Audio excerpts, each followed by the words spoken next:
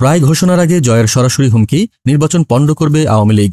একদিকে মানবতাবিরোধী অপরাধের মামলার রায়, অন্যদিকে ভারতের আশ্রয়ে থাকা পতিত স্বৈরশাসকের ছেলের কোলাকুলি হুমকি। সজীব ওয়াজেদ জয় সরাসরি হুঁশিয়ার করেছেন, আওয়ামী লীগের ওপর থেকে নিষেধাজ্ঞা না ওঠালে আগামী নির্বাচন পণ্ড করে দেওয়া হবে। এই হুমকি কার বিরুদ্ধে? জুলাই গণ অভ্যুত্থানের পর ভারতে আশ্রয় নেওয়া শেখ হাসিনার বিরুদ্ধে আজ রায় ঘোষণা হয়েছে। এমন সংবেদনশীল মুহূর্তে রয়টার্সকে দেওয়া সাক্ষাৎকারে জয় জানান, ভারত তার মাকে রাষ্ট্রপ্রধানের মতো সম্মান ও পূর্ণ নিরাপত্তা দিচ্ছে।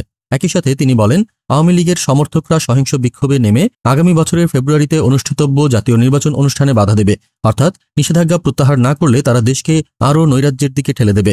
গণহত্যার অভিযোগে অভিযুক্ত মায়ের বিচার নিয়ে স্বস্তি প্রকাশ করে জয় উল্টো রাষ্ট্রের গণতান্ত্রিক প্রক্রিয়া থামিয়ে দেওয়ার হুমকি দিচ্ছেন। ভারত যখন এক অভিযুক্তকে নিরাপত্তা দিচ্ছে, তখন তার ছেলে দেশের নির্বাচন পণ্ড করার ভয় দেখাচ্ছে। এটি কি শুধু আওয়ামী লীগের হুমকি, নাকি ভারতের নীরব সমর্থনের জোর? আন্তর্জাতিক মহলের নিষেধাজ্ঞা বনাম জয়ের নির্বাচন পণ্ড করার হুমকি, শেষ পর্যন্ত কার কাছে হার মানবে দেশের গণতন্ত্র?